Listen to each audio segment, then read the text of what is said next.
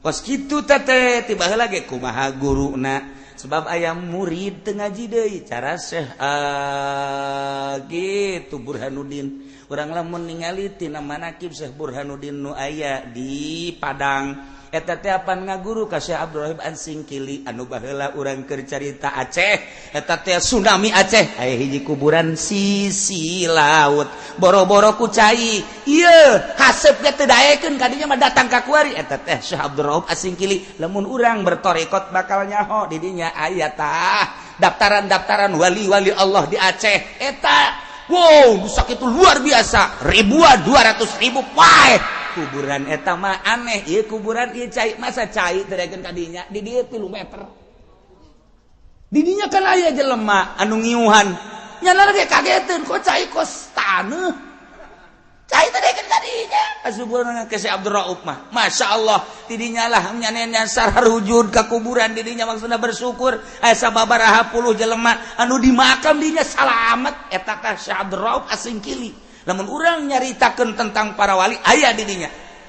lain lalagat boga murid sa Syekh Burhanuddin 1 Burhanuddin 2 eta lah nu di Padang teh nu kuari lamun haulna rame di Padang ngahaulkeun Syekh Burhanuddin seorang waliullah emangnya ngaji atuh henteu nya ngahadam doang Allahumma ya rafi'ad darajat Allahumma ya rafi'ad darajat Allah ieu teh lamun cek ahli bilagah mah termasuk kana tasbihan ieu teh tasbihna tasbih tamsiliyah panjang dongengna urang mun nyaritakeun tasbih lantaran tasbih aya tasbih mursal aya tasbih mujmal aya tasbih mursal mujmal aya tasbih balik aya tasbih tamsiliyah lu teu mondok mah moal nyaho moal nyaho cak aing moal ja aing ge nu ngaji hese mantak santri haju parohoan deui asal ngadenge bojah heueuh poho iyalah nu kos kieu ngaranna tasbih tamsiliyah sok bisa dijadikeun pribahasa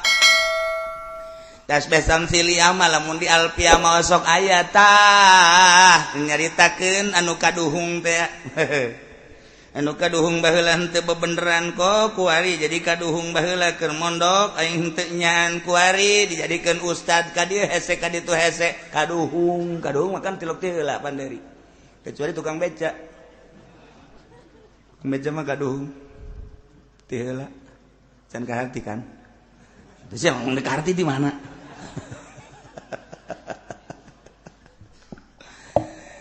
nah iyalah tasbih tamsiliyah masuk disebut peribahasa mah Sunda paling loba Arab loba subhanul yaum rijalul qud eta peribahasa Arab Subhanul yaum, hari ini engkau harus menjadi manusia yang gagah seperti anak muda, gantungkan cita-citamu ke atas langit. Eta Bung Karno.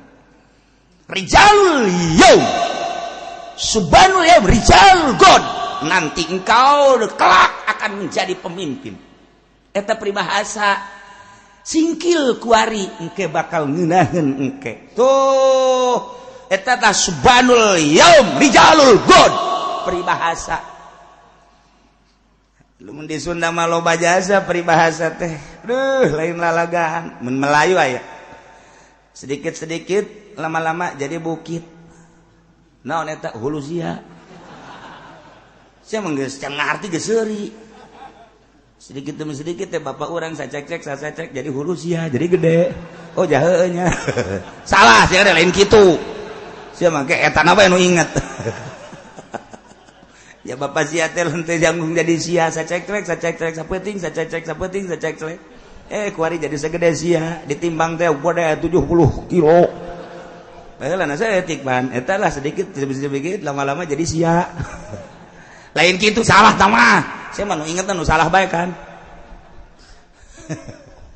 cikaracak ninggang batu laun-laun jadi legok nah eta peribahasa samudaya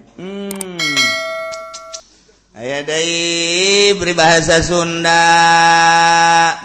Sunda mambalaya loba jasa pacikrak ngalawan merak waduh pacikrak ngalawan merak mah pacikrak mah sapira manuk pacikrak ngalawan merak kajenting di puasaan 7 mulu dia moal menang sia katiku mah ulah lamun urang jadi jelema leutik ayu ngahareupan jelema gede maning ulah dilawan sama cek urang Sunda mah pacikrak ngalawan Merak sia ngana modar sia kokosodan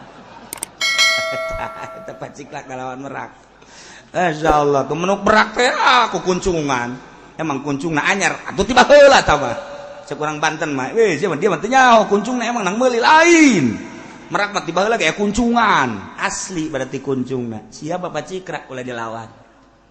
Waduh, udah kadu ketemu kadu. Je. Eta pan eta kadu ketemu kadu. Eta segala sarua.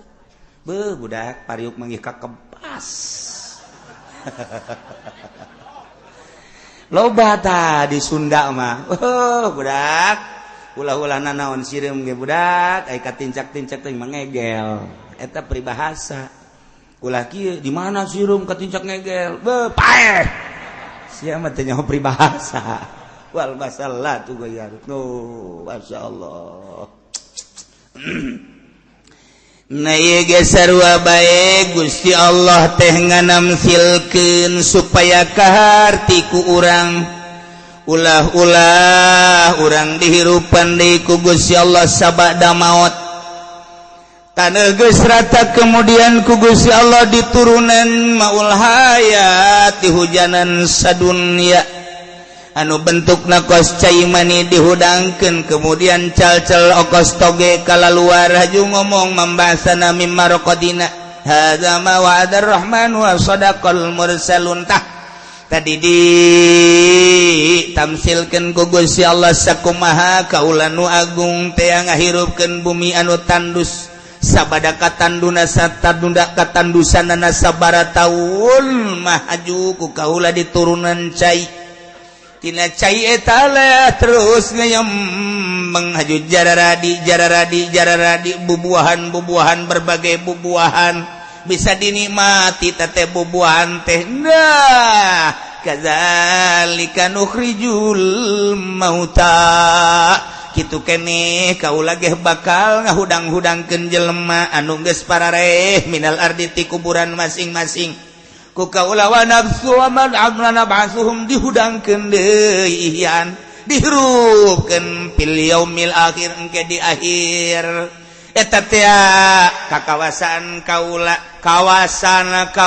ngahudangkeun jelema nu tadina geus aya haju paeh haju dihudangkeun deui dihirupkeun deui leuwih gampang tibatan ngajadikeun kajadian nu tadina sama sakali sakumaha kawasa kaula ngajadikeun jajadian nu diturunan hujan jadi kawasa kula ngahudangkeun manusia jelema-jelema nu geus parareh dihudangkeun leutik ka kos kitu masyaallah kekawasan Gusti Allah tentang pembuatan manusia teh kurang geus kanyahoan Kangjeng Nabi Adam bapa mak Kangjeng Nabi Isa mah aya ma bapa aya di lembur bojong mah aya emak bapak sarua teh kos Kangjeng Nabi Isa cerik datang ka imah kunaon neng cerik ieu beuteung cenah geus 5 bulan atureun mah biasa awewe mah lain kitu ceknya na bapana emang ka mana paeh teh naon teu tanggung jawab bojong tah kos kitu urusan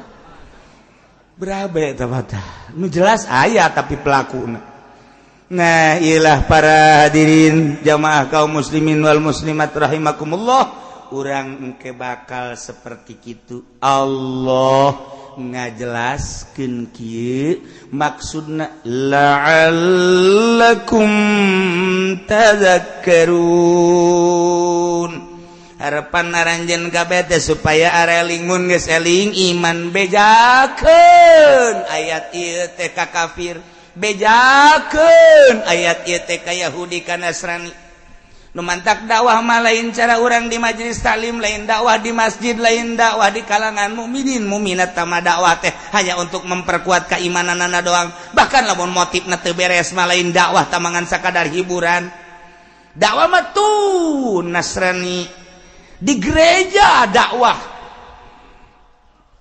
cara sesiri sikti dakwah teh di gereja lamun urang nyaritakeun Syekh Abdul Aziz nu kamari ka urang teh dakwah teh di gerejanya nama atuh sanggeusda pasturna nanya 1 2 3 dan selanjutnya pastur tungkul sanggeusda pastur tungkul kemudian ditaranya kapan ku jamaah kunaon ieu pastur tungkul nyana teu ngajawab sehingga didesak ku masyarakat nu aya di gereja. Sanggeus teh didesak, cak nyana kalau saya jelaskan nanti kamu akan ikut saya. Biarin coba pengen tahu. Ketika ditanya apa itu kunci surga? Wa ma huwa miftahul jannah. Ditanya ku si Ajid, begitu ditanya miftahul jannah, timimiti Zabur, datang ke Injil, Taurat, Injil, Quran, miftahul jannah la ilaha illallah.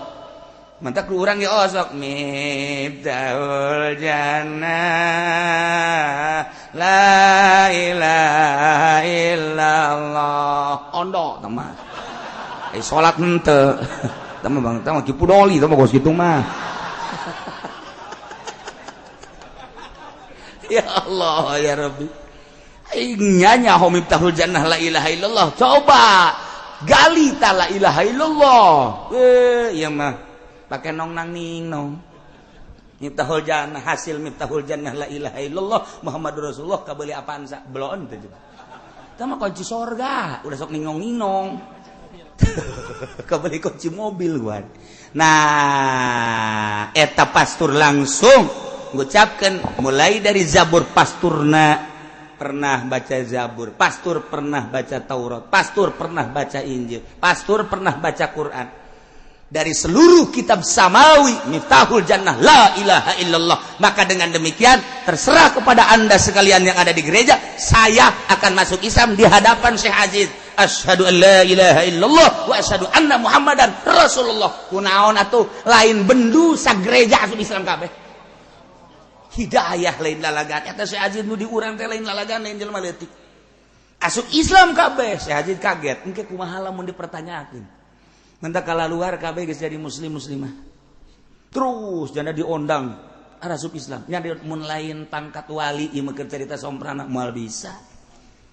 Tah kabelah dieuna cek nyana tetap Anda silakan masuk Islam tapi karena pemerintah sangat mencurigai dan memata-matai ketika keluar salib tetap dipakai.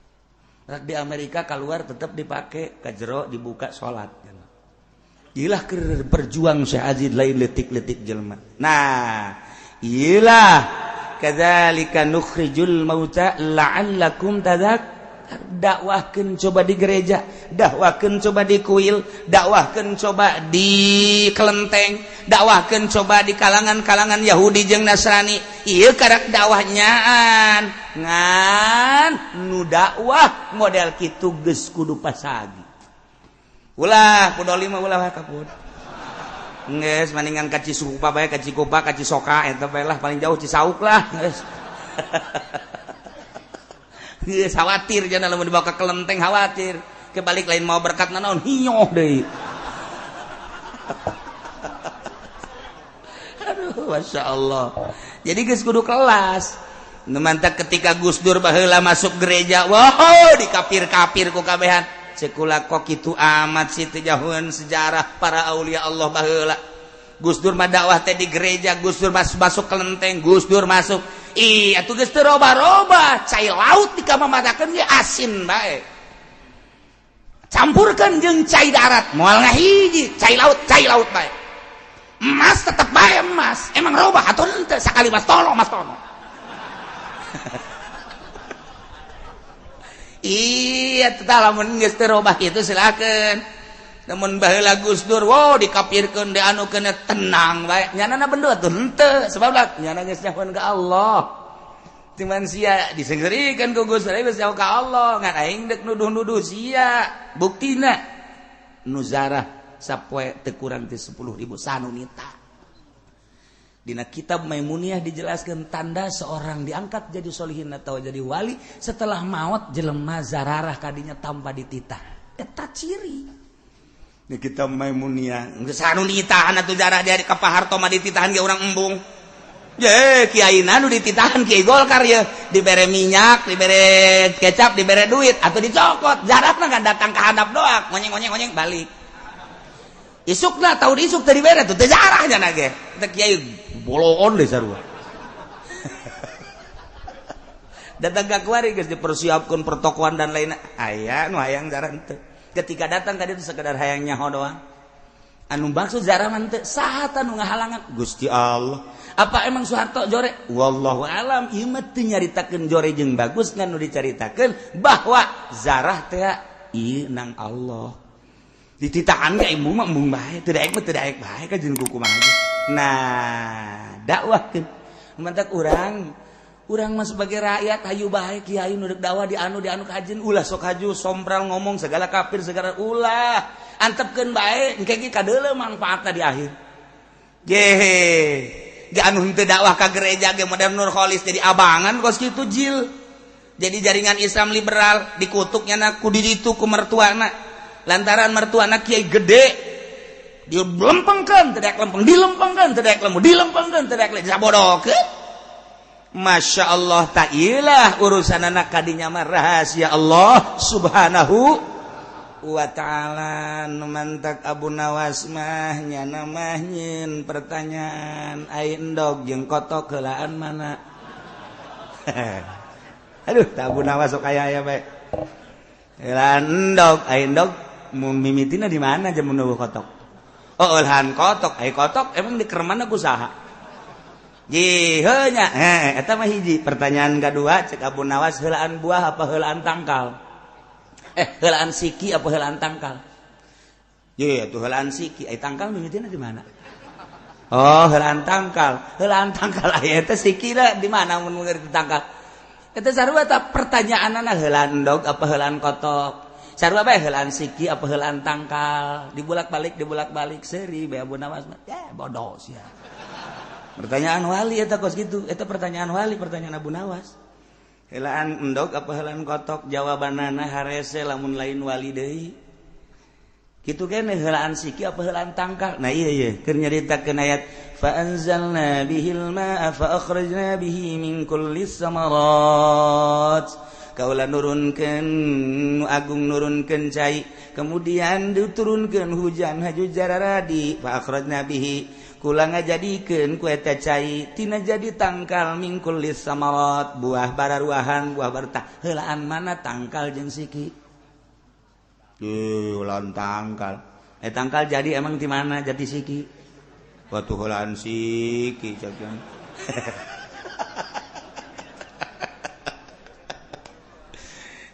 Moal kapanggih lantaran eta mah ka Siti Jenar. Siti Jenar teh pan diundang ku wali sanga anu dititah ngundangna 5 wali. Begitu diundang, Siti Jenar segera datang ke Demak. Teu aya Siti Jenar cak nyana nu aya maja Allah. Bab ahli hakikat. Weh, Allah datang atuh ka ditu ka Demak. Allah nu aya ge Siti Jenar. Sia cak wali teh. Mah aya hese amat. Kakarak dipanggil, Jenar jeung Allah datang. Kakarak, inilah sosok Jenar dan Allah. Kurang lalu ceritakan riwayat Siti Jenar. Kurang hayang seuri sakapeung ngan mun dibaca kuno bodor empan. Eta kos karari itu nya mah. Emang rahasia kewalian naon? Rahasia kewalian mah anang unung-uning. Nu bener sia ngomong. Mun teu nyaho ka anang unung-uning moal jadi wali. Aya hartina anang kumaha? Terus yang mondok heula sakana, tuh mondok yang jadi wali disepak sia ku aing. Camat yang jadi wali, walinyi teh mah. Bupati yang jadi wali mantak ketika para penggede datang ka Tasikmalaya, ku Abah Anom diasup-asupkeun datang ka Abah Umar, ku Abah Umar diasup-asupkeun torekat, ahli-ahli torekat sareuri bae. Sebab eta mah berarti kiai teh nyaho anang unung-uning. Coba cenah kiai jelaskeun. Atuh mal dijelaskeun ku aing bab siana teu mah rondok. Mondok heula moal samak di pondok aing dinya 20 tahun. Oh tuh cenah kaburu payah tuh payah masalah emang sia mah payaheun ieu. Eta hese ieu lah pertanyaan Abu Nawas. Wali Abu Nawas mah heulaan siki apa heulaan tangkal. Moal dibejakeun ku aing teh mah. Maksudnya sarua jeung tadi siki jeung tangkal satu kesatuan bahasa wali. Satu kesatuan. Jadilah mun jadi siki nu bener. Jadilah mun jadi tangkal jeung bener. Lamun tangkal nu bener sikina bener bakal ngabuah nu bener. kos gitu endog jeung kotok ulah dijawab hiji-hiji tamanya endognya kotok eta kene lamun jadi endog lah nu bagus ulah calang anu aya di dieu makan caralang kabeh jadi kotok-kotok nu bener eta bahasa wali tambah kos kitu mah sing jadilah mun siki nu bener mun tangkal nu bener maka engke bakal jadi buah nu bener geus murid wali bakal jadi wali minimal mengenal wali kos kitu teh tiba heula ge kumaha guruna sebab aya murid teu ngaji deui cara Syekh gitu Burhanuddin urang lamun ningali tina manaqib Syekh Burhanuddin nu aya di Padang eta teh apan ngaguru ka Syekh Abdurrahim Ansingkili anu baheula urang keur carita Aceh eta teh tsunami Aceh aya hiji kuburan sisi laut boro-boro ku cai ieu haseup ge teu daekeun ka dinya mah datang ka kuari eta teh Syekh Abdurrahim Ansingkili lamun urang bertorekot bakal nyaho di dinya aya tah daftaran wali-wali Allah di Aceh eta wow sakitu luar biasa ribuan 200.000 pae kuburan eta mah aneh ieu kuburan ieu cai masa cai teu daekeun ka dinya di dieu 3 meter di dinya kan aya jelema anu ngiuhan nyana ge kageteun kok cai kos taneuh cai teu daekeun ka dinya asubuhna ke Syekh Abdurrauf mah masyaallah di dinya lah nyana nyasar harujud ka kuburan di dinya maksudna bersyukur aya sababaraha puluh jelema anu di makam dinya salamet eta teh Syekh Abdurrauf Asingkili lamun urang nyaritakeun tentang para wali aya di dinya lain lalagat boga murid sa Syekh Burhanuddin 1 Burhanuddin 2 eta lah nu di Padang teh nu kuari lamun haulna rame di Padang ngahaulkeun Syekh Burhanuddin seorang waliullah emangnya ngaji atuh henteu nya ngahadam doang mawakeun cai mawakeun kopi mawakeun naon kitu ngaranna sendal emangnya seukeun kebutuhan-kebutuhanana dalam sekian tahun teu ngaji-ngaji nya mah salat ge iluan di tukang doang kunaon tuh diutus ka ditu kembangkeun agama di ditu kula ngembangkeun naon atuh di ditu ngan di Ciduada tuh ayo balik bisa ngaji mantak balik ti dia coba minta ciduh kaki pudoli mun teu bararau jengkol oh mah Haji Pendi mah ulah tamang basa ngising karung sia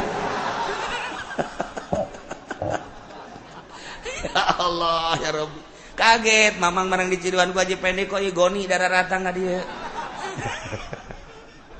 jeung lali mah araraneh lamun Mama Sobari ngaji ka Ki Holil Bangkalan teu ngaji haju balik bisa ngaji di Ciduhan doang iyalah modelna ieu keur carita kula mun nyaritakeun tentang manaqib rame Syekh Burhanuddin Padang eta ngahadang ka Syekh Abdurrauf Asingkili nu kamari ketika rame tsunami kula mah atuh ajib mah ajib bae ieu nu sok dibabaca manaqibna masyaallah dibuktikeun ku Gusti Allah hiji nomor kadua masjid nu aya di Aceh ulah neuleuh masjidna patilasan saha makam nu aya di dinyana aya daftaranna kabeh dina manaqib wali-wali Allah teu daekeun ka masjid eta set di cai sakieu sameter ka masjid kunaon dak balik deui teu daekeun ka dinya aneh masyaallah urang lamun nyaritakeun gempa di Padang emang kumaha gempa di Padang teu kamari 3 gunung hiji gunung 2 gunung 3 gunung eta teh kan angin heula sanggeus angin terus oyag sanggeus oyag kan kikituan model gubrag model tamapan ala lajur heula sanggeus ala lajur berbas ka handap gunung kan dia kedalamanana 3 kilo ka handap neuk sanu ngagali mait ribuan memang deuk kumaha gitu nu dicaritakeun anehna naon masjid di dinya tengah-tengah kajadian nu dahsyat aman datang ka kuari kok bisa aman henteu ka dia pindah masjidna sekitar 700 meter mantak atuh mamang ulah ulin ka Citra deui ulin teh Citra Putri kos ka itu marulu nyeuh tukang jagong anting gede sekali-sekali ke Padang coba buktikan mana masjid anu pindah ketika kejadian gempa masjid plek 700 meter pindah maha kawasa Allah apa masjidna ieu naon deuleu saha baheula nu ngabangun masjidna ahli Allah wali Allah berikut jeung kuburanana pindah ka dinya walaupun teu nyahoeun urang dinya aya kuburan pan teu maot wali mah hudang rohna ngobrol jeung wali deui kulalah pindah bae jeung masjid-masjid dajak wali pindah ternyata teh ya besi kaburu ka ditu kena gempa lah kula geus di dieu bae ngan ulah beja-beja nya bawa kula pindah ngobrol nyana kos urang bae kieu coba aya keneh ada urang karep waduh manya wali nanyakeun rokok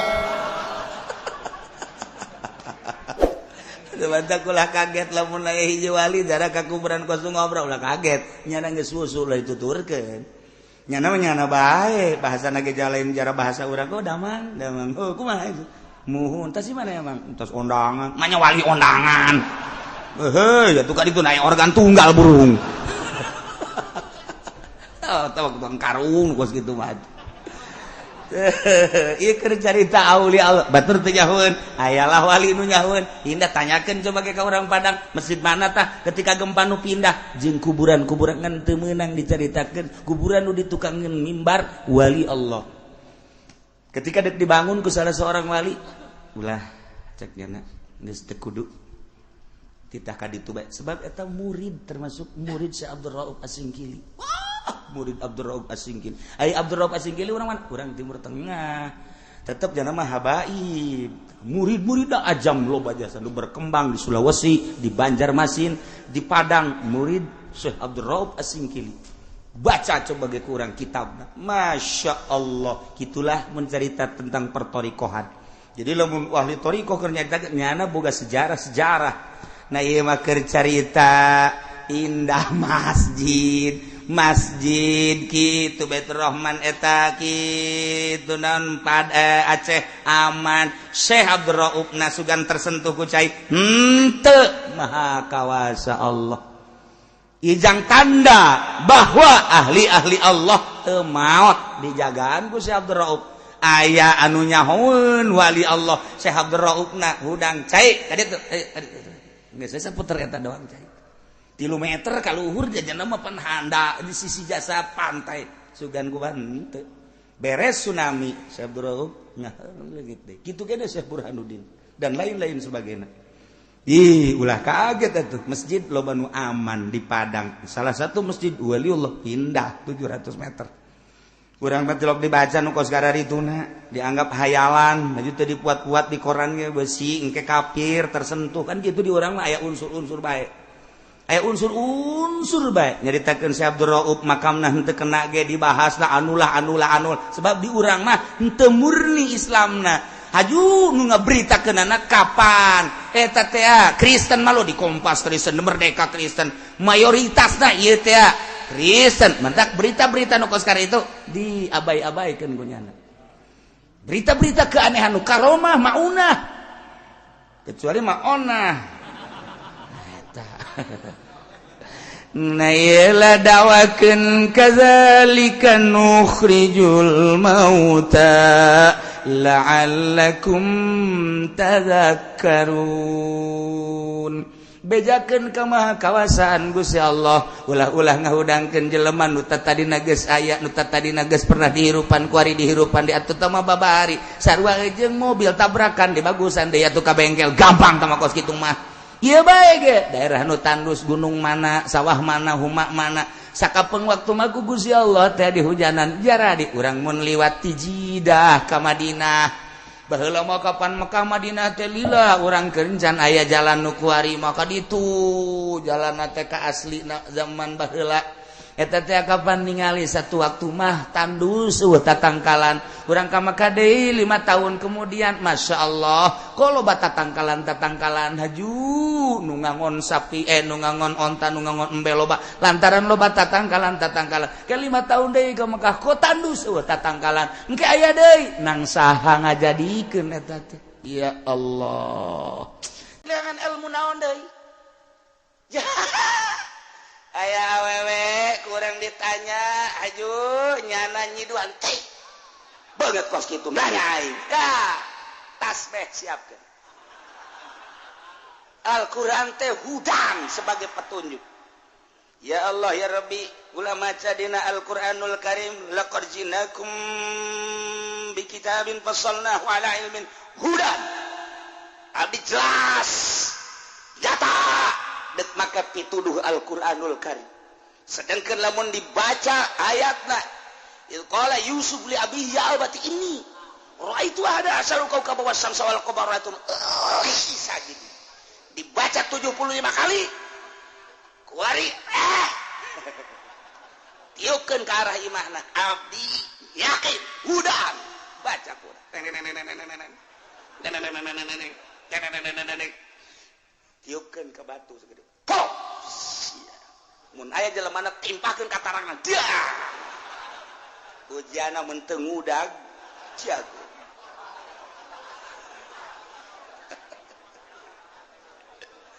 udah nek hayang naon coba ayo Masya Allah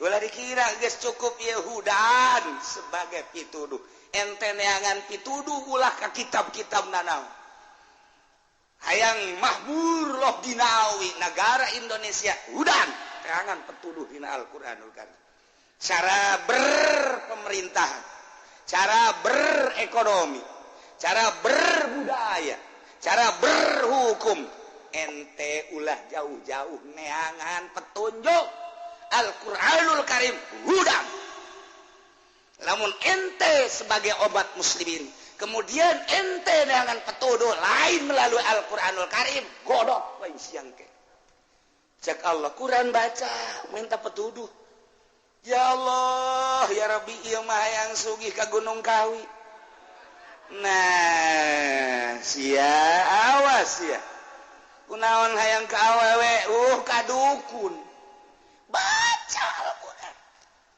hayang naon sebagai hayang gagah jago tidak Al-Quran ayatna anu nuduhkeun kana kagagahan ambalaya hayang naon deui hayang ulah kadeuleu ku jelema pokona mah diwirid ku urang halimunan babari diwirid 7 peuting beres diwirid ku urang langsung tek tengah peuting ulah make lampu moal kadeuleu ya Allah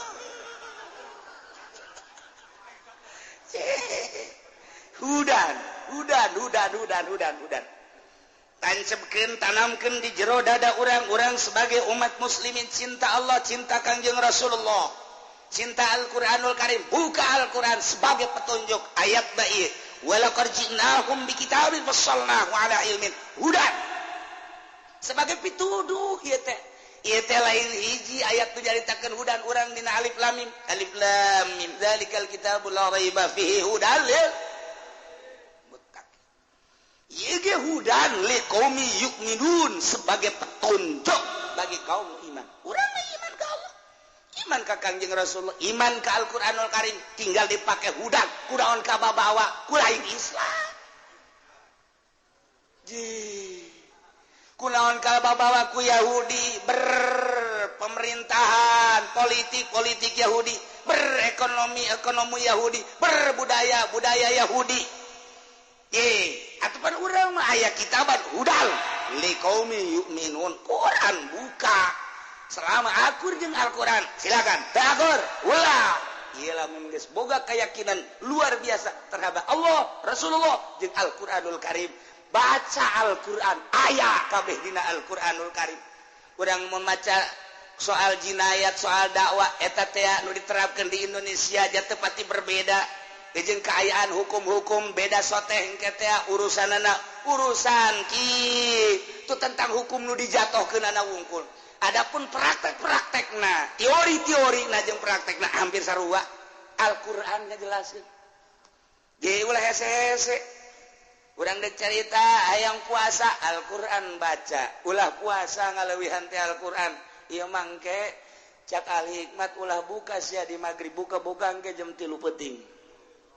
Ya luncatkeun bukana abeh gagah sia aju bukana make cabe rawit 7 atuh geus siap-siap bae sia sariawan paeh sia ge Al-Qur'an buka deuk make naon aya dina Al-Qur'an deuk naon geus sebagai petuduh Al-Qur'an urang iman ka Allah iman ka Kangjeng Rasulullah dibaca kurang Al-Qur'anul Karim kunaon teu dijadikeun petunjuk atuh ya Al-Qur'an hudal liqaumi yu'minun sok lagi bakal mantep dengan orang maya nafsu di awak kurang jadi orang manuturkan teka hayang nafsu orang lain nuturkan petunjuk nu mantap tinggal ditunggu baik siksa ti Gusti Allah Subhanahu wa taala. Urang namun nyaritakeun tentang pamaubokan baheula mah kapan di kota kuari mah di lembur geus mararabok. Mun baheula nyaritakeun tentang perzinahan di kota kuari di lembur. Mun baheula nyaritakeun tentang copet garong di kota kuari mah ambalaya pamarentah jeung rakyat berjamaah.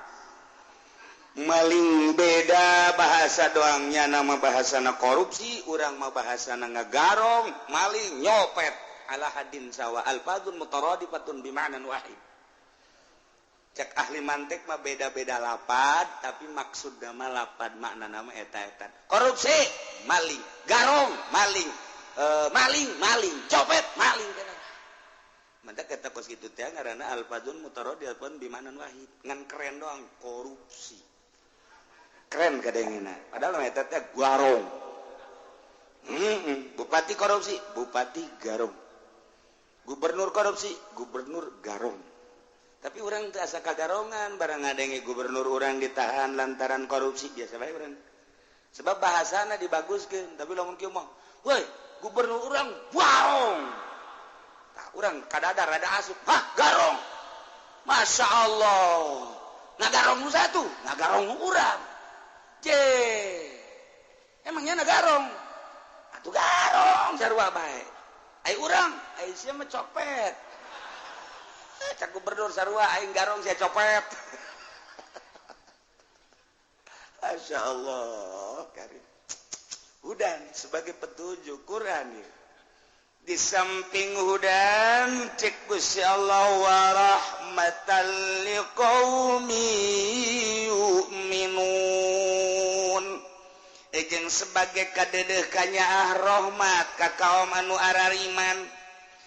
Cek Gusti Allah dek neangan pituduh jeung petunjuk ulah hese-hese Al-Qur'anul Karim.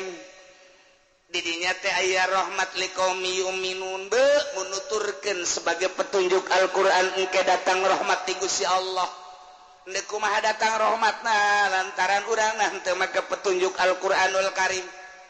Nah, kuari urang di imah merenung awak sia cicing di lingkungan pemerintahan nu ruang lingkup sapopoe teh horenganan lain make Al-Qur'anul Karim nya nama make teh make kahuk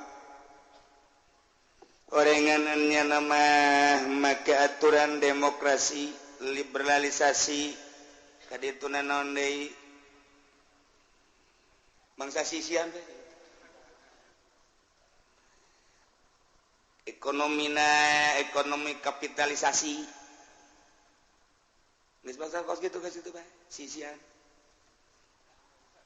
dengkeun barang kurang ditingali aturan kapitalis kemudian liberalis kemudian demokratis dan lain sebagainya jahorenganan lain make aturan Al-Qur'an engke sia kumaha ieu awak lamun ditimbang di maksudna ieu nganyatakeun ashabul jannah ashabun nar ashabul arab supaya introspeksi diri awak sia nya kamari hayang jadi DPR teh kampayakna 2 miliar aju kuaripan gaji saeutik lamun teh mah ieu didatangkeun kana saperiode 5 tahun ku gaji doang moal katutup berarti mau tidak mau awak sia teh kudu gagarong ai garongeunna mah teu loba ieu di luhur teh berjamaah pan ngagarongna ge ngan ieu sia awak urusan kos kitu mah atulah palingnya meureunnanan urusanana jeung urusan hukum ai bisa meureun sia tun teu ka hukum ai teu bisa ka hukum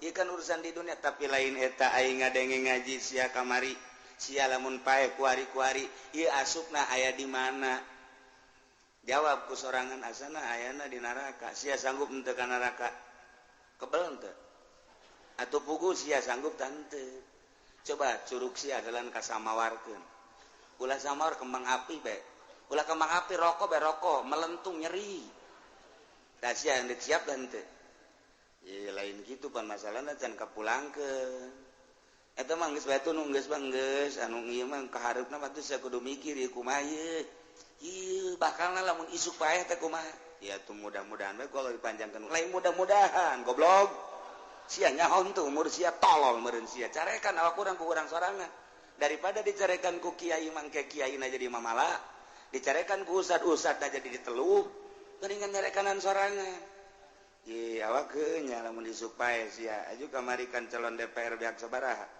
mun bupati gitu keneh beak sabaraha kamari calon bupati aju teu kapulangkeun tan lamun teu korupsi mah capira atuh meureunanan gaji bupati coba sanu nyaho belah di gaji bupati sabaraha duit ngomong sia ayo tuh sia mah pan sia nu ngangkat sia teu nyaho gajina sabaraha duit dasar bodoh sia cakainya aing mah hirup ieu babarengan jeung urang lembur mah lulu teu jauh ka gaji bupati acan teu nyaho nya nama gaji bupati sabaraha duit lepeng sama sakali henteu bae komo gaji gubernur komo gaji DPR komo gaji menteri gaji presiden bela presiden urang ke Jokowi sabaraha gajina ya tuh sia emang hirup di mana sih sebenarnya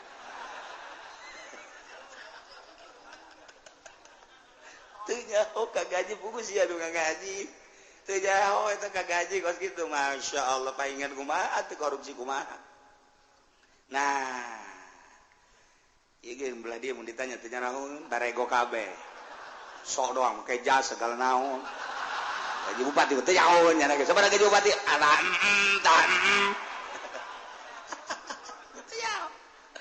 nyaho urang mah emang beberapa babarengan jeung urang lembur kabeh urang mah geus kajian orang mah orang lembur ge nu penting di akhirat ka sorga kajian nyana ditu nu hebat make dasi kana neraka lah pokona mah urang mah geus boga yakin ainul yakin bahwa urang ka mana waduh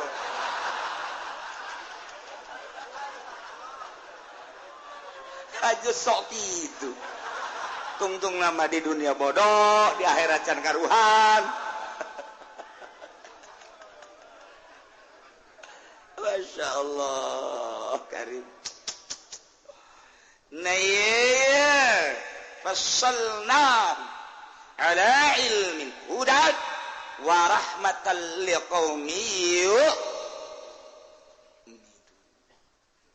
urang mun nyaritakeun soal bodoh karasa ku urang bodoh ngitung bae ngitung urang mah era raraban cek baheula mah raraban hiji kali hiji dua kali hiji dua tilu eta babari datang kali 5 lah hiji kali 5 5 dua kali 5 10 tilu kali 15 4 kali 5 20 5 kali 5 25 genep kali 5 30 gen tujuan wisata mah asal geus bangsa 7 hese hiji kali 7 7 2 kali 7 14 tilu kali 7 20 hiji masih bibari keneh 4 kali 7 geus mulai tah 7 kali 7 puyang cak guru teh mondor terjadi keluar ulah kebalik giliran bae kanu kunyana dipake kadede bisa anta guru bangsa murid anu henteu dipake ka karunya mah ngitungna 7 9 barangan we karunya mah sia coba hitung reraban 2 atuh bisa ka mah balik cekna ayo guru oplo ya guru aplikasi aduh giliran we coba sia nyanyi Indonesia Raya rada hese pan geureum mah Indonesia Raya hese Indonesia tanah hese aya bae nu kundu ka karunya nyanyi Garuda ate Garuda Pancasila akulah pendukung keluar gas langsung ya ieu mah keluar raraban dibere sambilan nyanyi Indonesia Raya tungtun apang bocitan guru blon teh guru aduh nah mun carita kapinteran kula inget ka Gus Dur begitu dijadikan presiden langsung nyana kunjungan ke Perancis terus ke India dia carita pinter ya mah bongan jadi inget betungtung nama kurang bodoh Gus Dur pinter begitu datang ke India langsung ngobrol dengan Perdana Menteri India kaget Perdana Menteri India langsung dibere gelar doktor saat eta Masya Allah boga gelar doktor Gus Dur di India lain nalagaan baneta Gus Dur seri bae begitu nyana ka jero ngomong ieu na ka naon asisten saya udah dokter nih ya Gus Dur mah kos gitu nyana presiden sih lalagaan keneh bae jangan sembarangan udah dokter nih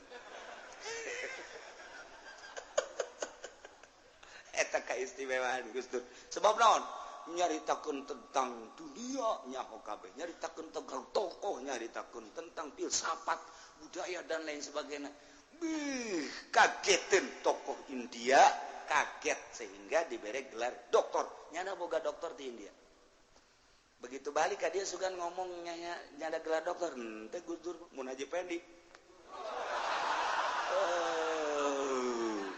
kakarak jadi hansip bagi Gus Kikiuan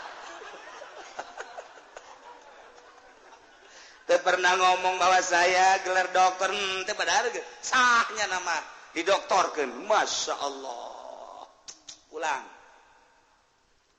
dek berangkat di Perancis kan langsung ke India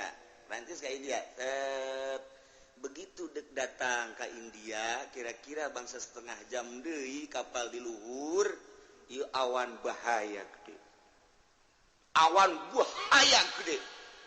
luar biasa pilot kepresidenan geus ngareos ka Gus Dur langsung kita tidak bisa selamat dari bahaya ini yang sudah sulit dilempar ke mana saja sulit ke atas sulit ke bawah sulit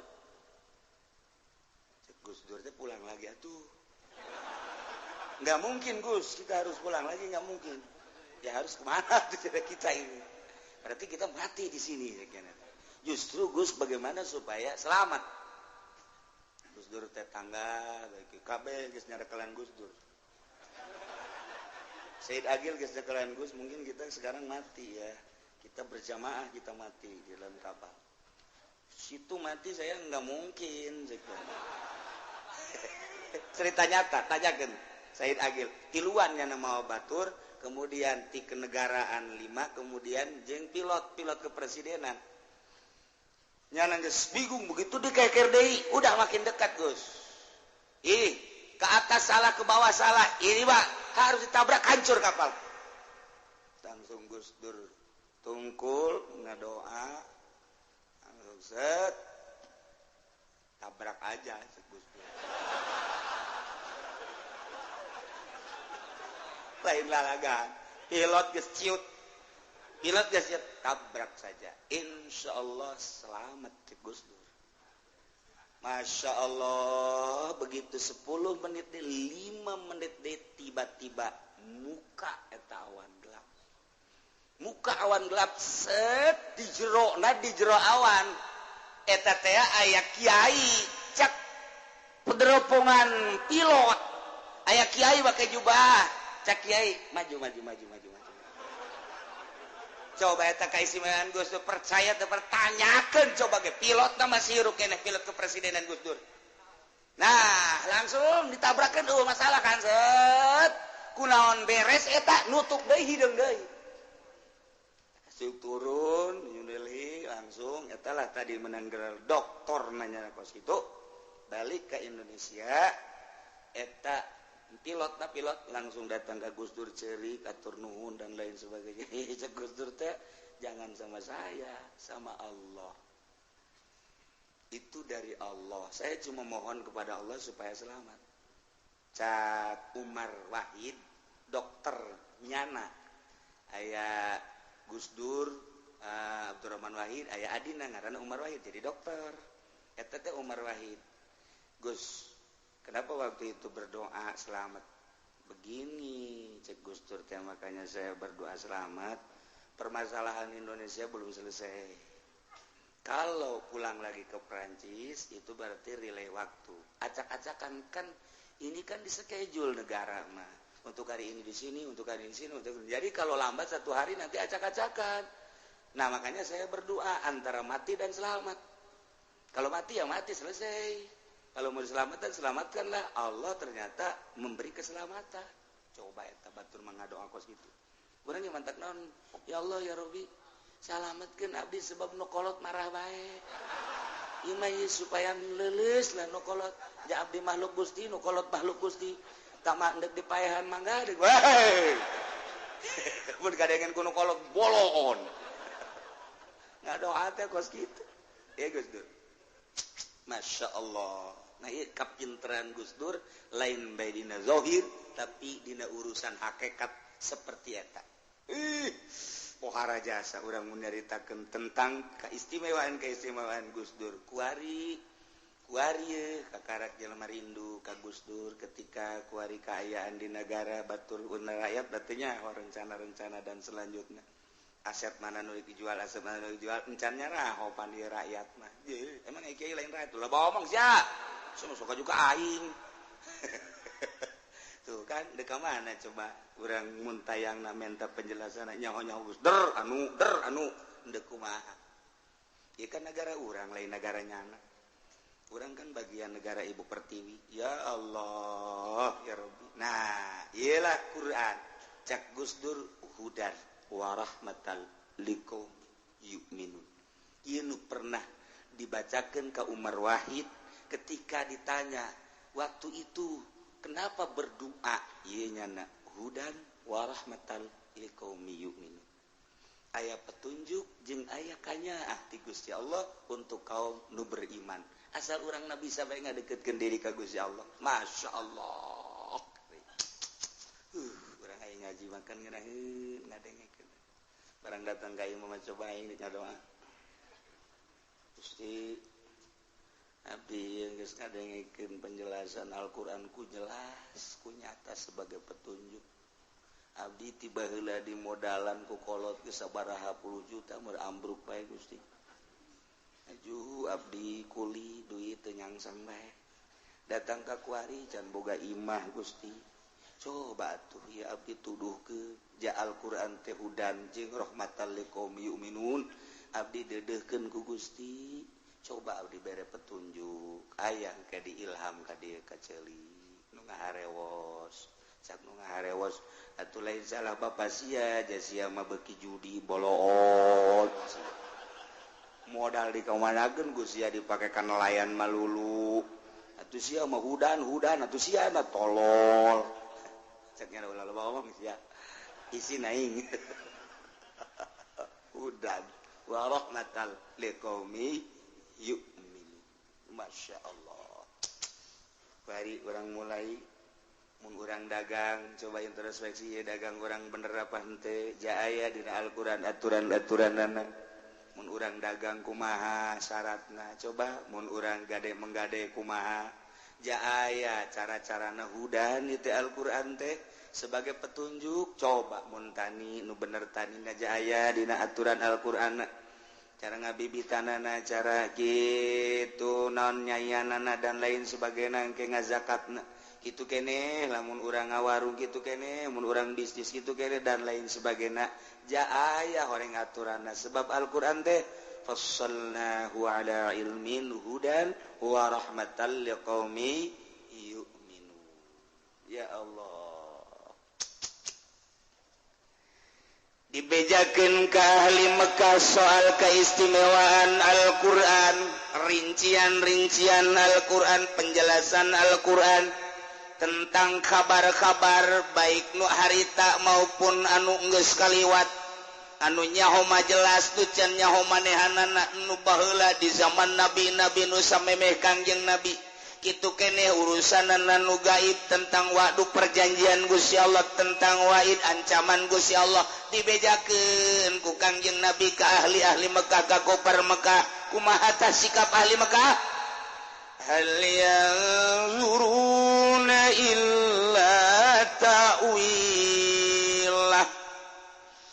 tengah dagoan ahli-ahli Mekah teh kecuali takwilanana yakni penjelasan Al-Qur'an akibat isi kandungan Al-Qur'an caknya Muhammad ngomong bae Al-Qur'an teh sebagai mukjizat anu dirinci ku pangeranana di jerona aya berita-berita tentang perpolitikan perekonomian perbudayaan dan lain sebagainya Al-Qur'an teh cenah deuk ngatur kemudian kabelah dituna aya janji jeung ancaman mun nuturkeun Al-Qur'an dijanjikeun ku Gusti Allah bakal ka sorga lamun teu nuturkeun bakal ka neraka hei aing mah teu pati-pati ngadagoan kana eta kecuali hayang nyaho bukti engke takwilanana kumaha coba kuari mah aing moal nur coba di akhirat teh nyaho atuh hayangnya di akhirat kuari coba atuh laksanakeun iman engke nyaho di akhirat ieu mah teu hal yanzuruna tepati ngadagoan ahli-ahli Mekah kupar-kupar Mekailah tawila kecuali akibat si kandungan Al-Quran nu bakal jelas nyata tentang wa'di jeung wa'id engke jaga di akhirat nu mantaknya lama teu iman ka Allah teu iman ka Kangjeng Nabi teu iman ka Al-Quranul Karim eta Nasrani lain teu maca kana kitab suci Al-Qur'anul Karim dibaca kunyana lantaran dina kitab Injil geus aya penerangan-penerangan tentang turuna Kangjeng Nabi urang Kangjeng Nabi Muhammad tentang kitab Al-Qur'anul Karim tapi manehanana ieu asup kana ayat hal yanzuruna illa ta'wila tepati ngadagoan nyana kecuali hayang nyaho akibat si kandungan Al-Quran buktina coba engke kumaha ta Al-Quran kuari bah sia-sia aing bae sia Al-Quran aing bah Injil bae sia Al-Quran aing bah Taurat bae sia Al-Quran aing bah Zabur bae agama sia Islam aing bah Nasrani agama sia Islam aing bah Yahudi coba hayang nyaho engke di akhirat pan ngahina eta mah kos kitu mah lain iman ngaranna mantak yauma yati ta'wiluhu yaqulul ladzina nasuhu min qabl kajadian mangke para raeh nu kuari mah nu iman-iman nu henteu geus aya ti dituna kuari keur meujeuhna perang di Indonesia khususna umumna di dunia perang melalui fisik tingali di Irak tingali di Suriah tinggali deui baheula di Libya perang melalui fisik belah dieuna perang melalui ideologi perang melalui politik perang melalui ekonomi urang kuari keur diperangan ku Yahudi jeung Nasrani melalui politik urang geus sengkleh melalui perekonomian urang geus sengkleh dengan cara-cara ekonomi Nasrani diasak datang ke lembur-lembur Indomaret itu Alfamart dan berbagai mat ya teh kapan geus merasuk ka hadap Yahudi perekonomian urang mah aya di bawahnya nyana ngambil keuntungan di negara urang melalui birokrasi melalui jual beli aset melalui pasar-pasar model toko-toko dan lain sebagainya dibawa kabeh geus puguh hasil bumi dan lain sebagainya dibawa urang mah hanya sampah-sampahna hungkul perang ngaranna itu perekonomian perpolitikan nyana nu menang perbudayaan masih tarik ulur dina budaya urang ngabudayakeun Islam pakaian eleh nyana kadang urang menang deui kuari mah merintah kuari mah artis alhamdulillah make pakaianana baju koko sopan make jilbab belah ditu serang deui ku nyana sakalina eleh susu ambalaya ping-ping ka mana-mana artina ka mana-mana ge jelemana ka mana ping-pingna ka mana misah burung heuh kitu awakna di mana susuna di mana budaya model gos kare itu tarik ulur terus mantak ieu nu dihanjakalkeun urang mempertahankeun budaya Islam melalui uraian Al-Qur'anul Karim anu diijmakeun ku para ulama geus jelas ieu salat tata carana adab-adabana kieu dirusakna ku orang-orang anu deukeut ka Yahudi moderat tidak usah pakai baju gamis itu mah budaya Arab ceukna kita mah biasa aja di Indonesia mah pakai baju batik pakai baju dan lain sebagainya kos gitu naon bedana jeung Yahudi tarik ulur nyadet teh nu kos kara itu teh encan aya mutlak menang mah sebab lo pakaian berkeliaran di Tangerang Ki Haji make sorban make kopiah make jubah waduh bisa tukangeunana momonon di mana ya pajar juri gitu sebenarnya mah tapi aya kene nu kuat di Cianjur kadeuleung masih kuat di Bandungnya masih kene anu kuat rakyat mah santri kitu urang lembur masih kararuat ustadna make kaos kitu make kopea mantap nyana cang caya ka ustadna aing ye nuturkeun ucapanana sementara nyana mah nuturkeun Yahudi geus bae cang caya tak ka kiai-kiai nu kitu ieu di urang mah masih kene tungtungna nyana membabi buta bae nyalah-nyalahkeun ka urang padahal mah aya di dirinya na sebab nyana tasabuh jeung kafir masih tarik ulur perpolitikan urang eleh perekonomian urang eleh perbudayaan hampir eleh terus kabelah dieuna urang pendidikan ge geus hampir eleh diserang terus ku Yahudi terus nah kaharepna wallahu a'lam ikan perang ngaranna terus ieu masarkeun ieu masarkeun ieu masarkeun ieu masarkeun ieu wow pasaran teh lain di pasar terbuka bae di internet woi pasaran-pasaran di internet teh geus jualan samping jualan baju jualan jubah di internet geus penjualan kitu keramik jualan teraso dan lain sebagainya hai kajualan-jualan si eta ya di internet mah jualan si eta ya si eta tinggal klik waduh nomor teleponnya berapa sih harganya oh iya langsung tek oh iya siap tahun baruan di mana oh iya kita di Bali saja oke lah ketemu nanti di Bali oh lihat jadi gitulah amarita kejadian udah nggak usah ke Bali kita situ aja Cipanas ya udah Cipanas saya booking 4 dah jangan 1 waduh banget iya gue sekarang itu iya kakarak dalam negeri anu di luar negeri anu liburan di Singapura anu liburan di Thailand anu liburan di Bangkok anu liburan anak terus ka ditu ka Timur Tengah dan lain sebagainya nu ka Eropa nu ka Amerika wallahu a'lam kumaha meureun cacak liburan di urang ge seperti kos sekarang itu komo di ditu mah ieu perang terus perang nyana kuari keur ngibarkeun bendera Yahudi ngibarkeun bendera Nasrani melalui dakwah Nasrani terus nyana dakwah terus-terusan urang ge dakwah terus-terusan terus adu kekuatan tentang dakwah Nasrani dakwah Islam ge dakwah urang mayoritas Islam tetapi suara Kristen kok beugi unggul amat nyana minoritas di urang tapi seakan-akan ongkos mayoritas urang mayoritas tapi seakan ongkos minoritas aneh ulah aneh sebab negara urangna henteu ngiblat ka Al-Qur'anul Karim teu hudan wa rahmatan liqaumi yu'minun teu make Al-Qur'an terus tapi terus bae terus wallahu alam bakal datang ka manang ke wallahu alam saha nu kuat terus bae geus berbagai isu diisukeun lah mujahid fisabilillah isu lah tentang ISIS isukeun tentang teroris urang mah ieu geus macem-macem teu meunang dakwah teh asal dakwah keterlaluan teroris dakwah keterlaluan ISIS ndeu kumaha coba geus kos kieu kaayaanana teu kaluar tina aturan-aturan Allah urang hirup di akhir zaman seperti kieu tetep urang mah aturanana hudan wa rahmatal liqaumi yu'min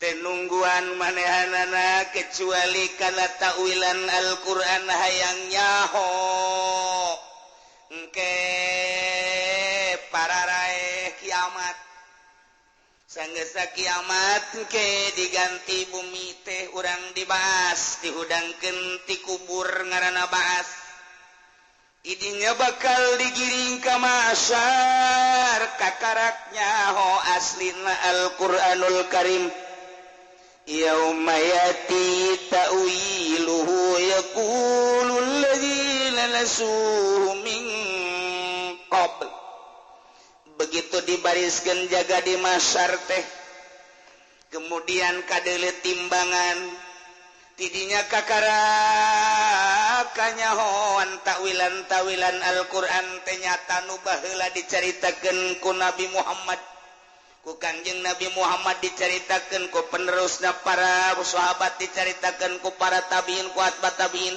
terus dicaritakeun ku warasatul anbiya ulama nyaritakeun tentang isi kandungan Al-Qur'anul Karim kadenge baheula ku kafir Mekah belah dieuna ku seluruh kafir-kafir santero anu di Amerika kafir ngadenge, nu di Inggris kafir ngadenge, Jerman, Jepang, di Hong Kong ngadenge kabeh termasuk di urang di Indonesia kafir-kafir teh ngadenge karena penjelasan Al-Qur'anul Karim nu nyana ge sarua bae. Coba buktikan nanti di akhirat. Begitu pae kakarak yauma yati ta'wilu barang datang dina poean takwilan Al-Qur'an yane poe kiamat. Di mana poe kiamat teh kapan engke dijelaskeun ku Al-Qur'an lamun bae manehnana akur jeung aturan-aturanana nu bener perintah dilaksanakeun nu salah dijauhan. Waduh pernah janji Allah surga ketika nyana nabrak teh iman ka Allah teh iman ka Kangjeng Rasulullah teh ngalaksanakeun aturan-aturan Al-Qur'anul Karim wahid silaka kena ancaman Allah neraka. Kuari mah kafir-kafir Mekah teh geneuleuh kana tawilan Al-Qur'an akibat anu aya dina sijro Al-Qur'anul Karim yane poe kiamat kumaha ngomongna. Yaqulul ladzina lasu ngaromong jelema-jelema anu naringgalkeun kana Al-Qur'anul Karim nu memeh kiamat baheula nyana dicaritaan tentang Allah teh pangeran teh Allah. Jika Al-Quran diceritakan bahwa Nabi akhir zaman teh Muhammad diceritakan bahwa hukum-hukum teh ulah keluar tina Al-Quranul Karim. Dek naon dina Al-Quran urusan wajib, urusan haram, urusan sunnah, urusan makruh, urusan mubah, urusan soheh, urusan batal geus aya dina Al-Quranul Karim. Nyana ngabaikeun kana Al-Quranul Karim baheula keur waktu di dunia kuari nyata dihareupeun nyana aya neraka kumaha ngomongna. Qad ja'at rusul rabbina bil haqq nyata datang baheula teh rasul pangeran urang di zaman Kangjeng Nabi Musa nyaritakeun tentang rasul nu diutus ka kaumna. Di zaman Kangjeng Nabi Isa nyaritakeun rasul nu diutus ka kaumna. Da Kangjeng Nabi Isa teh lain pangeran nu kuari ditritunggalkeun Kangjeng Nabi Isa na bakal dipanggil. Emang maneh ngaku pangeran? Gusti Paralun abdi mapan Rasul Gusti. Nu kuari disebutkeun naga Tritunggal. Eta teh tilu tapi tunggal teh arti urang mah nyaya tilu hiji. Kadang-kadang Kangjeng Nabi Isa teh bersifat manusia, keur jadi manusia kadang-kadang Kangjeng Nabi Isa teh jadi pangeran, keur bersifat pangeran nyaritakeun tentang kemanusiaan Isa buktina, nyaritakeun tentang ketuhanan Isa maksudna. Jadi urang mun nyaritakeun tentang Tuhan Isa, tentang manusia Isa, itulah Kristen mah. Jadi dianggap bahwa nyana adalah penolong. Keur nyarita manusia na Isa keur carita penolong nu bakal nulungan teh Isa pangeran. Nu mantaknya na teh ngabogaan kasih sayang. Iyalah cek orang Kristen dibuktikan ke di akhirat. Qad ja'at rusul rabbina bil haqq nyata geus datang para utusan pangeran urang kalawan mawa bener. Ketika Isa diturunkan ke dunia mawa hak jak-jakna lagi ulama lain pangeran tapi seorang rasul Kangjeng Nabi diturunkan komo Kangjeng Nabi mah ulama mawa teh ngan sakadar tabligh mawa karisalahan Quran buktina nyaritakeun tentang politik aya dina Quran, ekonomi aya dina Al-Quran, budaya aya dina Al-Quran jeung segala rupa tanyakeun ka Al-Quranul Karim. Iyalah nyana kuari geus nemah kafir-kafir nu baraheula di zaman Kangjeng bae heulanana horeng bener eta Quran teh kadeuleu ku urang kuari tuh bendera Muhammad, kadeuleu tuh bendera si Jahal Abu, kadeuleu kuari bendera para sahabat, para mujahid fisabilillah, kadeuleu bendera aulia Allah, kadeuleu bendera ulama-ulama, kadeuleu bendera anu bakal diberangkatkeun kapilah-kapilah tersebut ka surga Allah. Nyana leuleuh pemandangan ku mata nyana sorangan. Ieu bendera Abu Jahal, ieu bendera Firaun, bendera Namrud, termasuk tokoh-tokoh nu kunyana dituturkeun. Geus cuk cerek bae nyana. Aduh, oranganan bener eta Muhammad. Bener eta Al-Quran waduh geus gara hideg bae kabeh Kristen geus gede Yahudi geus gede kitu keneh Buddha Konghucu Hindu kabeh geus gede ternyata bener orang eta kiai nu sok ngomong-ngomong Al-Qur'an teh aja bener. Waduh lujag lejeg diri teh bangsa ustad teh wow di hareupeun kafir eta ustad. Para santri ulang hiji kadinya tamal di neraka ka dieu. Siap cek kafir teh. Siap keur jadi anak buah aing. Sia malah digawe di pabrik aing. Mun ku aing teh digaji mah sia lah mal hirup sia. Ceng tadi sia karyawan aing. Sekarang sudah lain-lainnya lagi ya. Bos kesi gitu-gitu bos. Dulu saya butuh uang untuk ibadah kepada Allah. Kenapa lo dulu nggak ngajak gua? Pan udah bos udah saya ajak bos. Yang bener mah kita Al-Quran agama mah Islam kan bos sendiri yang marah malah ngajakin saya ke agama Kristen. Gimana sih bos? Iya ya lu sih nggak beneran ngajak kurang bagaimana? Udah bos, ono apa no? Itu mana api? Iya itu buat bos. Aduh, ngeri ya sa. Geus kadewean geus gitu ya Allah. Kapan ge jeung pejabat leluhurnya na, Pak Jenderal, ya. Lu atuh kenapa dulu nggak ngasih tahu gua? Coba kalau dulu ngeresahin gua mah jangan marah-marah melulu, jangan terlalu kejem. Coba unjukin gua, ujung-ujungnya kan gua nggak pernah sholat, kredit jalan terus, kenapa lu nggak pernah? Tuh bos, kalau bapak saya kasih tahu aja, bapak mah langsung pistolnya nongtot. Apa itu nongtot? Atau bagaimana saya mau nasehatinnya, bos bari nasehatinnya, nggak pernah mau mendengar si bapak mah. Ada ngedenger sama Ki Golkar lagi. Ya tuh gak beres, mana Ki Golkar? Ono di depan pemimpin dia. Mimpin kemana? Ya sama-sama ke sono. Udah itu aja ikutin. Ya Pak ya. Kamu mah ini kemana? Ya, saya mah ya namanya juga prajurit dulu. Sholat saya terus, puasa terus. Saya mau biarin lah gaji juga kadang-kadang mah. Ya seada-adanya aja. Saya mah alhamdulillah ikutin KK yang bener waktu dulunya. Lu kenapa nggak ngasih tahu gua? Kan udah saya kasih tahu. Bapak kan marah sendiri. Pistol aja nogel. Apa itu nogel? Aduh, jadi gara Robert Beck kasih unyil jeung secuplis kieu. Kocek. Geus teu bisa kuku bah. Jenderal tinggal jenderal, bupati ngomong, "Lu rakyat gua ya?" "Iya." "Iya, Bapak ya?" "Iya." "Lu kemana?" "Saya mau ini bendera kiai saya di sini." "Bapak punya bendera?" "Ada." "Kiai mana?" "Oh, no kiai." "Kemana?" "Tahu itu." Ya rombongan sini dia mah. Aduh. Lu kenapa dulu nggak nasehatin bapak, cek Pak Bupati tuh tolong nasehatin kalau bapak salah, jangan korupsi gitu, jalan bener-benerin, jangan muncul sendiri, yang ini muncul, yang ini apa, itu kan nggak beres tuh, kenapa nggak dinasehatin? Kan saya udah ngenasehatin, bapak yang nggak ngedenger, dulu kan bapak nggak punya telinga bapak kan nggak ditaruh di sini, ditaruhnya di pantat kan dulu, makanya sekarang rasain lupa. Mungkin orang bisa gitu ke Bupati, kuari mah ditangkep orang. Ini makan cerita di ditu ya mungkin. Cerita di ditu, nangkep ku mah aya mah dongeng di ditu ya mah.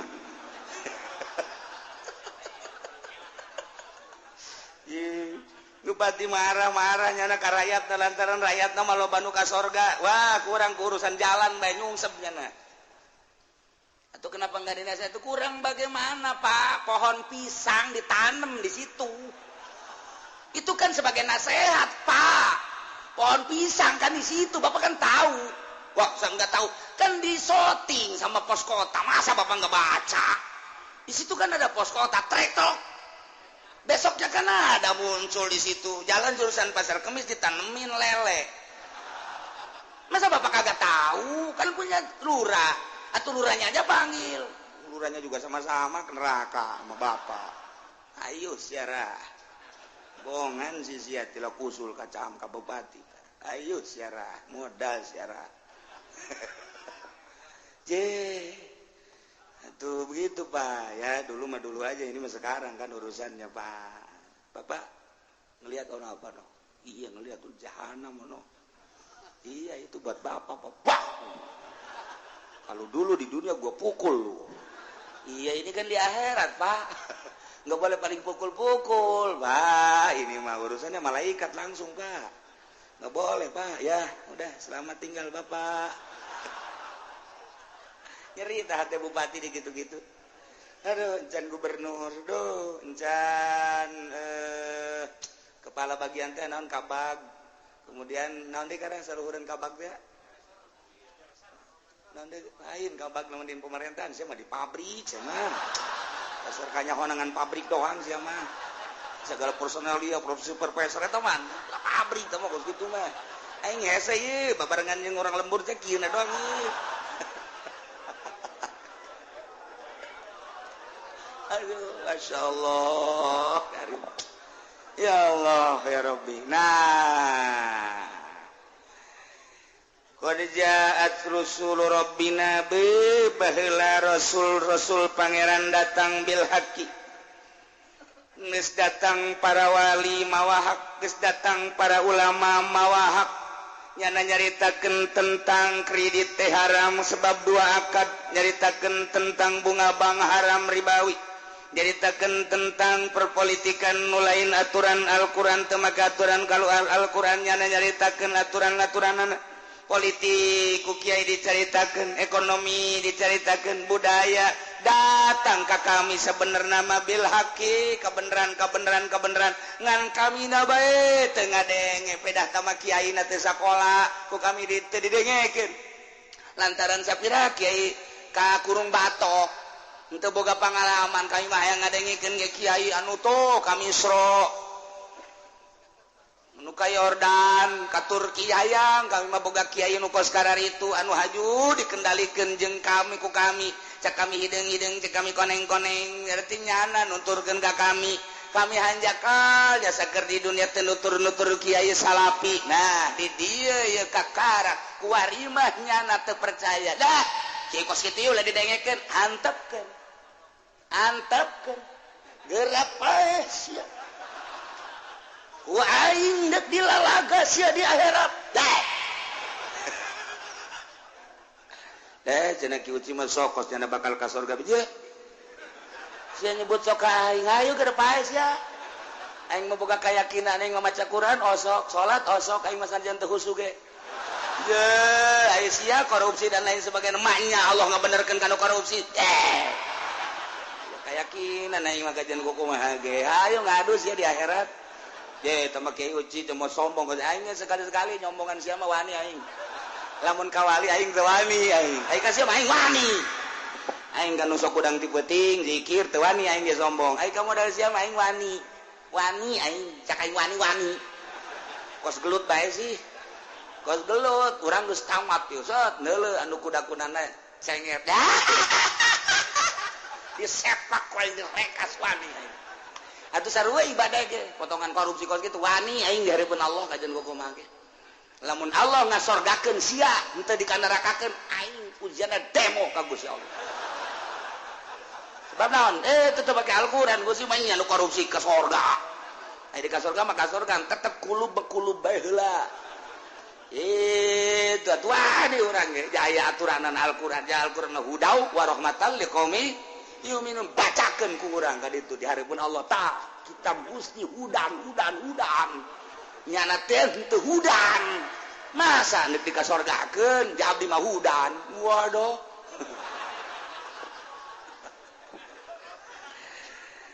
dah kata ieu maksudna mah supaya sia balawener bae nah jaben cek kafir teh cek musyrik anu total teu nuturkeun kana Al-Qur'an teu nauhidkeun ka Gusti Allah teu percaya ka Kangjeng Nabi Muhammad teu make kana Al-Qur'anul Karim teu iman maksudna atawa anu iman ka Allah iman ka Kangjeng Rasulullah ngan teu make kana aturan Al-Qur'an nya ge ngomong sarua bae bangsa jawara bangsa pejabat anu teu make Al-Qur'anul Karim bangsa tokoh-tokoh nu teu make Al-Qur'anul Karim ngomongnya na bakalna jauh qad ja'at rusul rabbina bil haqq nyata rasul-rasul pangeran urang teh datang ka urang kabehan mawa bener di zaman Kangjeng Nabi kupar harita ngomongna qad ja'at rusul rabbina bil haqq di zaman tabiin sarua bae kupar-kupar ge ngomong qad ja'at rusul rabbina bil haqq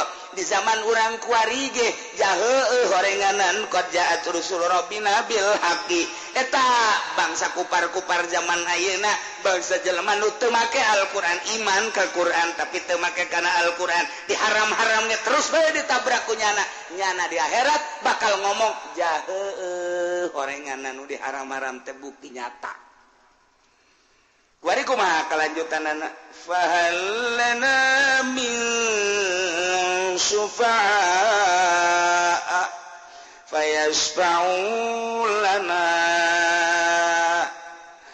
boga kahayangna kafir-kafir teh ngan dua kitu keneh bangsa pejabat-pejabat anu terlena dina bobolokot ku dosa ngan dua kitu keneh bangsa jawara-jawara anu bobolokot ku dosa ngan dua kahayangna nomor kahiji nanyakeun nu nyapaatan nomor kadua mun eueuh nu bisa nyapaatan maka mimah balikeun deui bae ka dunya bertanya-tanya jana ge kabehan fahalana min syufa'a aya eueuh kami anu nulungan coba teangan jelema-jelema anu bisa nulungan fayasaulana anu jigna manehanna engke nulungan kami coba teangan coba juru selamat nu baheula dikasih-kasih Isa alaihi salam Tritunggal teu melu juru selamat Uzair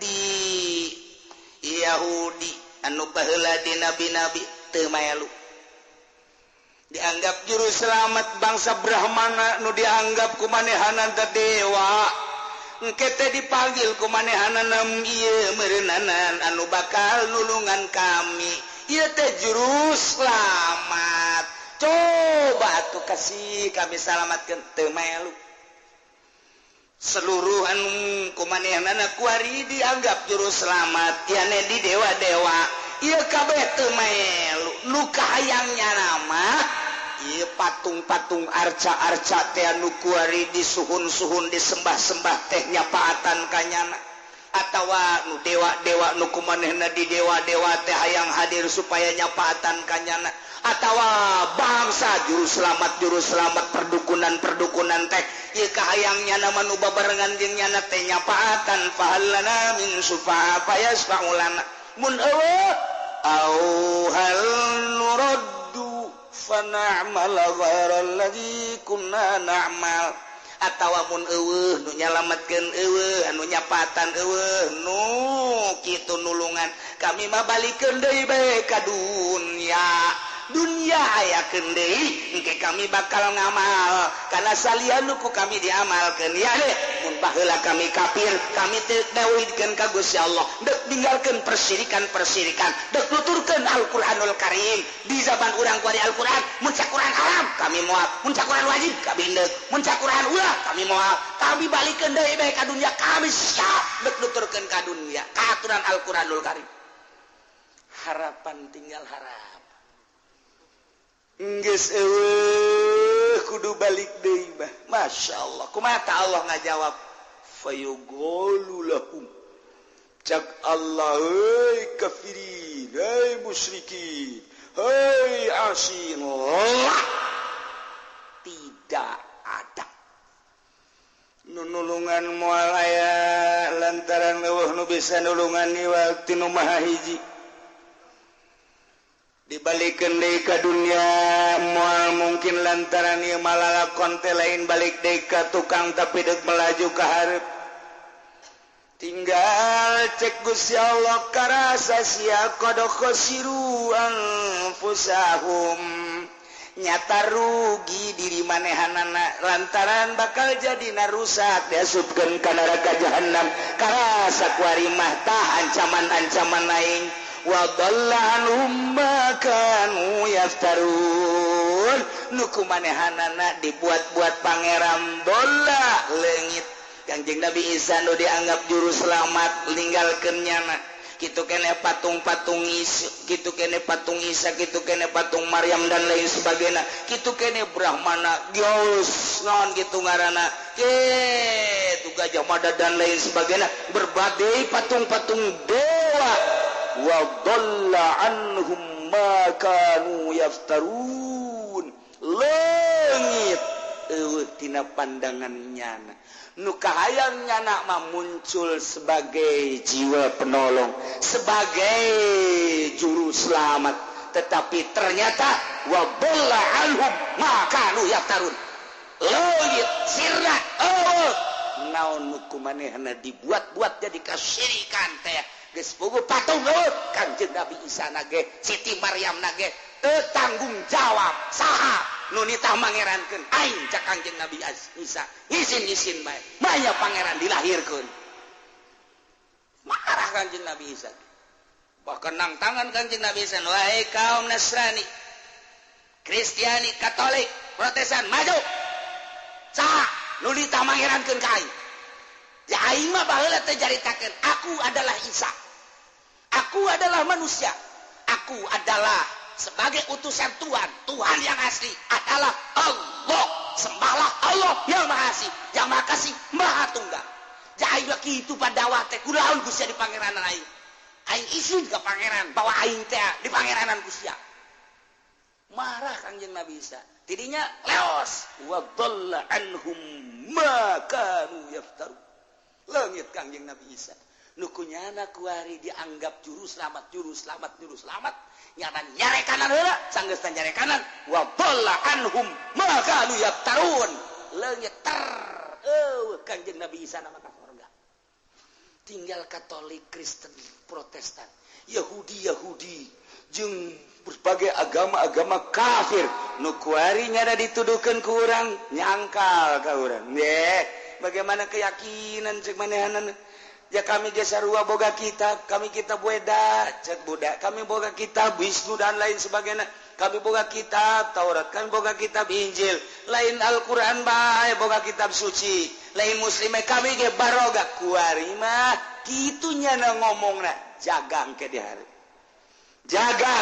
di akhirat urang mah kuari alhamdulillahirabbil alamin nyulusup hidayah ku Gusti Allah diasupkeun ka dada urang nu mantak sing hade ulah leupas sing hade jaddidu imanakum bila ilaha illallah perbaharui iman maneh ku ngucapkeun la ilaha illallah nah nu mantak besi aya anu encan talkin zikir lantaran loba yang menurut talkin zikir nu enggeus atuh geus nu endek insyaallah Jumat hareup urang talkin zikir deui jang naon ieu jang jaddidu imanakum bila ilaha illallah ke geus datang ka akhirat mah engke urang nalangsa ilah qad khasiru anfusahum rugi merugikan diri sendiri cak kafir aing hanjakal teu iman ka Allah ka Muhammad jeung ka kitab Al-Qur'anul Karim cak musyrik kitu kene